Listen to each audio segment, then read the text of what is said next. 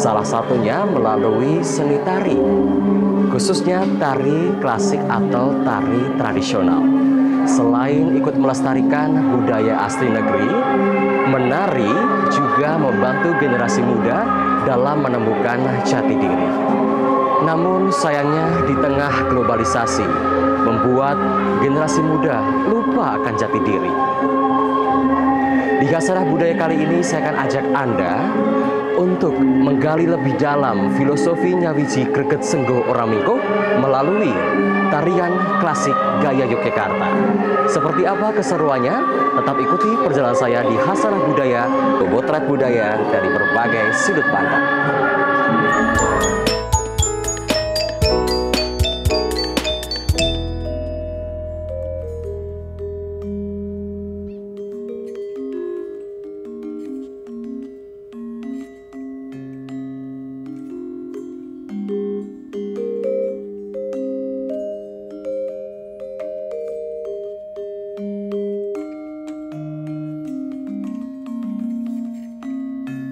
Yogyakarta merupakan daerah istimewa yang dikenal sebagai pusat kesenian, pusat pendidikan, dan pusat kebudayaan adiluhung Jawa. Disinilah beragam jenis kesenian tumbuh, mulai yang tradisional hingga modern, maupun kesenian yang memadukan keduanya berkembang pesat di Yogyakarta. Berbagai giat kesenian pun tersebar di pelosok Yogyakarta sebagai konsekuensi sosiologis dari hidupnya jejaring kebudayaan di Yogyakarta. Keraton sebagai pusat kebudayaan memberi dampak positif terhadap perkembangan seni budaya. Kesenian adiluhung dapat hidup berdampingan dengan kesenian rakyat yang terus bermunculan seiring dinamika masyarakat Yogyakarta. Tari klasik merupakan salah satu karya terbaik hasil penciptaan kesenian adiluhung dari dalam keraton. Tidak terhitung lagi karya tari maestro yang telah diciptakan sejak masa pemerintahan Sultan Agung. Tari klasik gaya Yogyakarta sendiri telah ada sejak berdirinya Kesultanan Yogyakarta. Perjanjian Giyanti yang membagi Kerajaan Mataram menjadi Kasultanan Yogyakarta dan Kasunanan Surakarta tidak hanya membagi wilayah, namun juga membagi khasanah budaya. Salah satunya adalah seni tari. Kasunanan Surakarta menciptakan corak tari gaya baru, sedangkan Kasultanan Yogyakarta melanjutkan dan mengembangkan gaya tari yang sudah ada. Oleh karena itulah, tari klasik gaya Yogyakarta juga disebut sebagai joget Mataram. Sri Sultan Hamengkubuwono I bukan sekadar mencintai seni tari, namun juga merupakan penari yang handal. Semasa memerintah, Sri Sultan Hamengkubuwono I menciptakan beragam tarian seperti beksan lawung, beksan eteng, dan drama tari wayang wong. Tari-tari tersebut awalnya tumbuh dan diajarkan di dalam lingkup tembok keraton. Baru pada 17 Agustus 1918, tari klasik gaya Yogyakarta mulai diperkenalkan keluar dari keraton dengan ditandai berdirinya Perkumpulan Krido Bekso Wiromo. Perkumpulan ini didirikan oleh dua putra Sri Sultan Hamengkubuwono VII dan mendapat restu dari Sultan sendiri.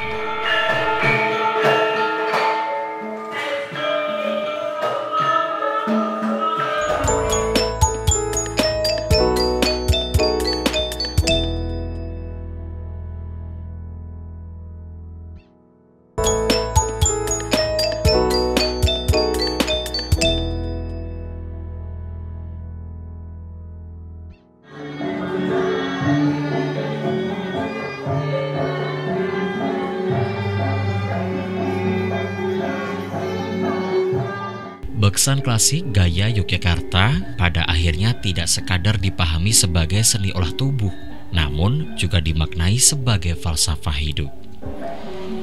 Jiwa dari joget Mataram diungkapkan ke dalam 4 unsur, yakni sawiji, greget, sengkuh, dan oramingko. Keempat unsur ini tidak hanya diajarkan dalam seni tari, namun juga dihidupkan sebagai karakter Kawula Ngayogyakarta.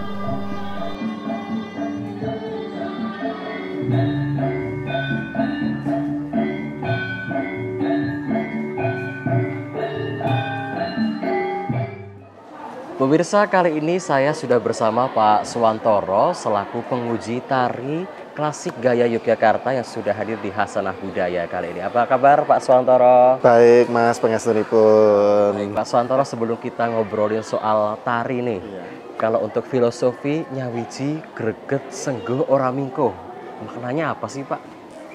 Sebenarnya untuk greget sawiji sengguh ramingko itu bisa diterapkan di dalam seni tari maupun dalam kehidupan sehari-hari. Kalau di seni tari misalnya, yang namanya nyawiji itu adalah bagaimana seorang penari itu bisa menyatu dengan apa yang ditarikan, dengan peran apa yang ditarikan. Itu nyawiji.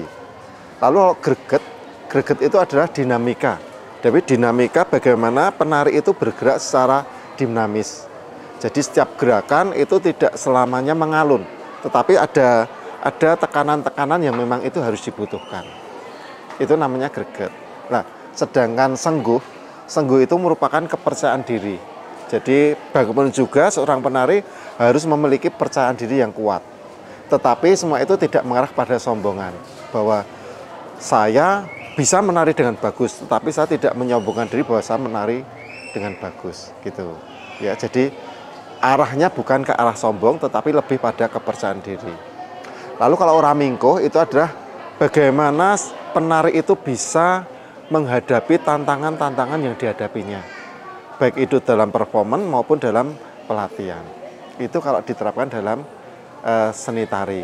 Tetapi kalau di dalam kehidupan sehari-hari, nyawiji itu adalah bagaimana dia menyerahkan diri pada Tuhan Yang Maha Esa. Jadi segala sesuatunya itu dia akan pasrah pada Tuhan Yang Maha Esa. Bapak, kalau kita tahu bahwa penari di sini kan tadi rata-rata anak-anak. Iya. Untuk menanamkan prinsip ya greget nyawiji greget sengguh ora mingko, ya. Itu bagaimana Pak? Untuk itu kan yang namanya nyawiji greget sengguh ora mingko itu kan kawruh joget Mataram. Dan itu tidak boleh dipaksakan dalam pembelajaran seorang penari. Jadi apalagi terhadap anak-anak itu sangat tidak boleh. Tetapi kita untuk menyampaikan itu memang kita harus sedikit demi sedikit. Ketika lalu secara teknis kepenariannya itu sudah bagus, maka kita baru boleh menyampaikan kawruh joget Mataram itu. Tetapi kalau tidak, nanti akan menjadi salah kaprah. Jadi ketika lalu belum saatnya diberi greget, maka dia penerimaannya akan menjadi over. Sengguh itu akan menjadi sombong. Nah, jadi sebetulnya dalam penerapan kawruh joget Mataram itu seorang guru juga harus melihat kondisi siswanya. Tetapi memang sedini mungkin itu ketika siswa itu belajar menari memang itu harus disampaikan. Meskipun lalu untuk masuk ke dalam kawruh joget Mataram itu memang harus pelan-pelan supaya apa yang diinginkan itu bisa dicapai oleh siswanya. Kalau kita ngobrolin soal tari Pak, untuk tari yang di sini diajarkan tuh tarian apa aja Pak? Ya, sebenarnya YPBSM, Yayasan Pamulan Beksa Sasminto Mardowo, itu kan didirikan oleh Romo Sas. Jadi selama ini materi-materi yang diberikan di sanggar ini hampir semuanya ciptaan dari Romo Sas. Yang notabene semuanya adalah tari klasik gaya Yogyakarta. Ada Sari Kusumo, ada Renggo Matoyo, ada Beksan Sri Kandi Surodiwati, ada Srimpi Pandelori, ada Beksan Menak, dan lain-lain sebagainya. Itu semuanya merupakan karya-karya dari Romo Sas. Dan itu termasuk dalam bentuk seni tari klasik gaya Yogyakarta.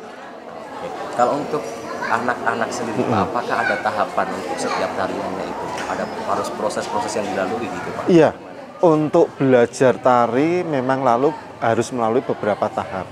Yang di sini lalu diterapkan dalam bentuk perkelas. Jadi ketika anak-anak itu untuk yang perempuan itu tahap pertama dia belajar nari adalah nawung sekar. Kenapa kok nawung sekar? Karena memang bentuk geraknya itu masih sangat sederhana. Lalu setelah nawung sekar selesai, dia akan naik ke tingkat berikutnya yaitu Sari Kusumo. Sari Kusumo itu memiliki tingkat kesulitan yang agak lebih tinggi. Karena iramanya yang pelan, tekniknya harus mapan betul. Nah, nanti kalau sudah Sari Kusumo, dia akan masuk ke tingkat berikutnya adalah golek, kenyote nembe. Nah, itu nanti akan bertingkat-tingkat terus sampai dia lulus di anak-anak gitu. Begitu juga dengan yang putra. Putra itu tahapan pertama dia akan memperoleh baris rampak yang tadi sudah disaksikan. Itu memang tahap awal yang notabene geraknya juga sangat sederhana. Untuk anak-anak juga masih ceria, tidak terlalu rumit. Begitu juga dengan yang dewasa. Dewasa itu sebagai tahapan awal, dia akan mempelajari Renggomataya. Renggomataya merupakan gabungan dari ragam-ragam yang ada di tari Jogja. Jadi mereka memang harus tahap demi tahap. Tidak boleh kok dari belajar langsung ke tahap yang ketiga, nanti tidak akan bagus hasilnya. Sebenarnya pelajaran apa yang bisa dipetik oleh setiap siswa Pak ketika melalui tahapan tersebut? Mungkin dari gerakannya atau dari jenis tariannya gitu Pak? Secara harafiah itu adalah teknik menarinya. Jadi kalau siswa itu belajar sesuai tahapannya, maka teknik menarinya akan lebih bagus daripada yang belajarnya loncat-loncat. Itu secara harafiah. Secara naluriah, mereka kan lebih menep. Menep itu kalau bahasa Indonesianya, dia lebih bisa menguasai diri. Makanya tidak boleh langsung di tahap yang di atasnya. Semakin dia melalui tahap semakin bagus, maka penguasaan dirinya baik terhadap irama, gerak, wiroso itu semakin bagus. Kalau untuk metode pengajaran sendiri Pak dari YPPSF untuk para siswa, metode pengajaran digunakan seperti apa? Selama ini kalau kita mengajar itu selalu menggunakan metode demonstrasi. Jadi demonstrasi itu jadi kita akan memberikan imitasi pada anak-anak. Anak-anak bisa menirukan. Itu secara harafiah, secara teknik menari. Tetapi ada juga lalu secara seperti yang saya sampaikan tadi, secara naluriah juga lalu kita mulai mengajarkan bagaimana etika-etika seorang penari dalam melakukan menari. Bahwa ketika kita akan menari, tidak mungkin kalau lalu sikap kita akan terlalu over dalam bergerak. Pasti akan sesuai dengan normanya. Kalau jalan juga pelan-pelan. Kalau harus jalan lewat di depannya orang, ya harus permisi. Itu merupakan nilai-nilai yang selama ini kita pegang untuk bisa disalurkan ke siswa-siswa di sini. Kalau untuk tiap-tiap tahapan itu apakah ada ujiannya setiap tahapan untuk naik kelas itu? Iya, jadi untuk mengetahui bagaimana anak itu sudah mencapai tatarannya, memang lalu diajarkan uji siswa ini. Nah, uji siswa ini sekaligus untuk memantau keberhasilan siswa dalam 6 bulan mereka berlatih.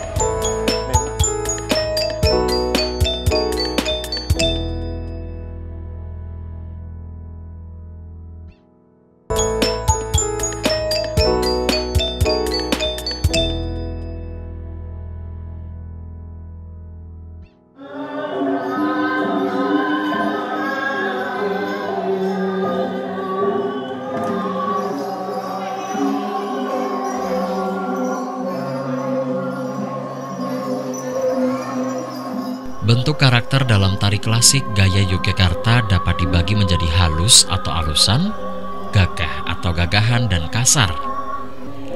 Bentuk halus dapat dibagi lagi menjadi halus luruh yang memiliki gerakan lembut dan pelan, lalu halus branya yang dinamis, dan tumando yang ada di antara luruh dan branya. Sementara bentuk gagah dapat dibagi menjadi gagah lugu yang tampak bersahaja dan gagah kongas yang penuh kebanggaan. Sedangkan bentuk kasar dapat dibagi menjadi kasar kesatria dan kasar raksasa. Ragam perwatakan tari klasik gaya Yogyakarta diambil dari perwatakan karakter-karakter yang ada di wayang kulit. Pola gerak untuk karakter putri hanya satu, yaitu ngenceng encot atau ngrudo. Sedang untuk karakter putra ada 4 ragam pokok yang disebut impur, kambeng, kalang kinantang, dan bapang. Impur berkarakter halus, kambeng berkarakter putra gagah. Keduanya digunakan untuk menggambarkan watak sederhana, tidak banyak tingkah, dan penuh percaya diri.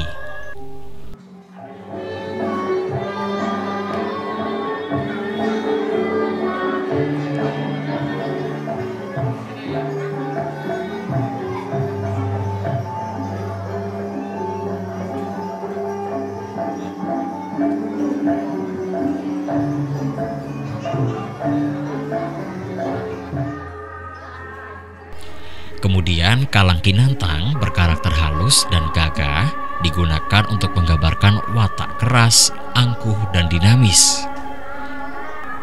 Sementara Bapang berkarakter gagah dan kasar digunakan untuk menggambarkan watak sombong sekaligus banyak tingkah.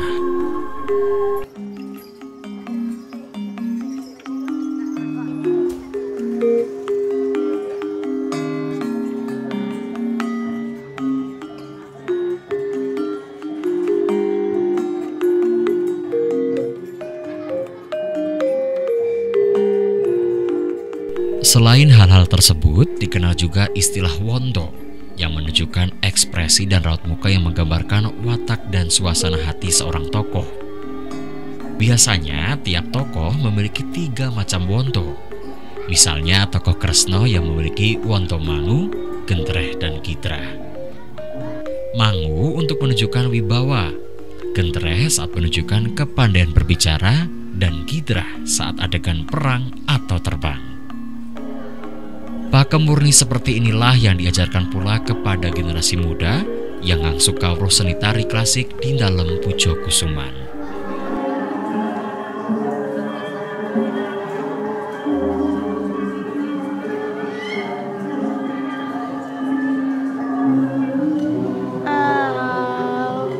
Bajunya bagus-bagus, tariannya bagus. Kalau di sini satu tarian 6 bulan.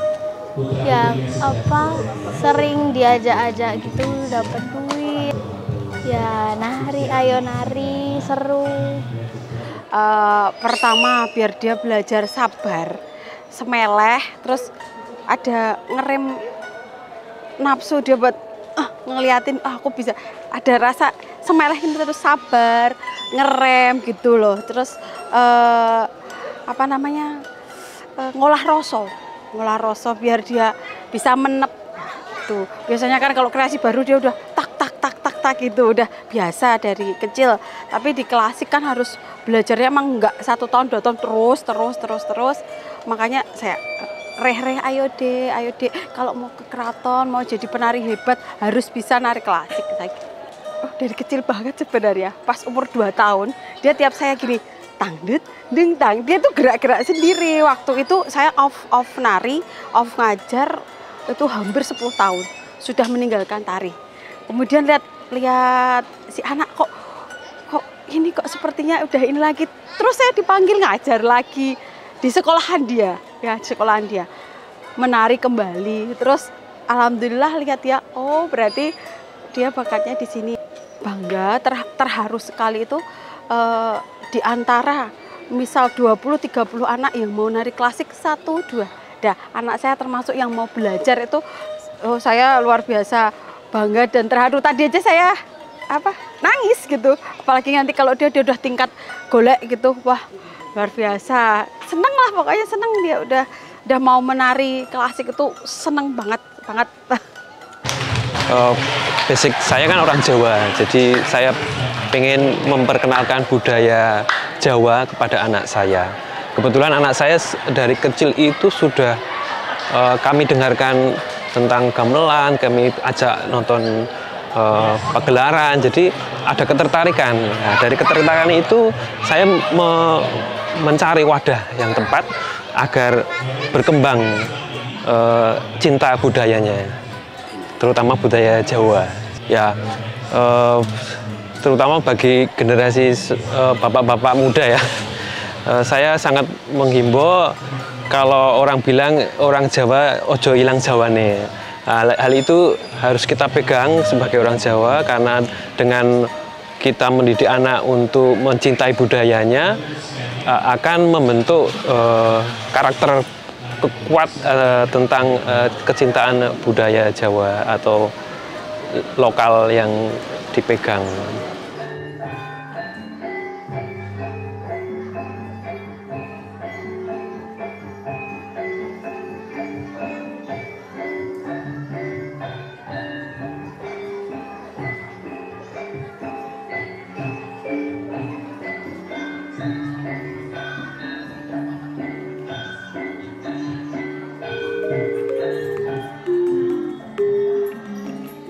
sebagai pilar kokoh akan sebuah nilai-nilai adiluhung yang hingga kini masih hidup lestari dalam masyarakat. Prinsip nyawiji greget sengguh ora mingkuh bak menjawab tantangan zaman. Betapa pentingnya benteng budaya yang tumbuh dan berkembang dari dalam jiwa itu sendiri untuk menepis gelombang perubahan yang kian menggerus nilai-nilai adiluhung, karena generasi muda adalah ujung tombak perjuangan yang akan melanjutkan langkah dan perjuangan yang masih panjang membentang.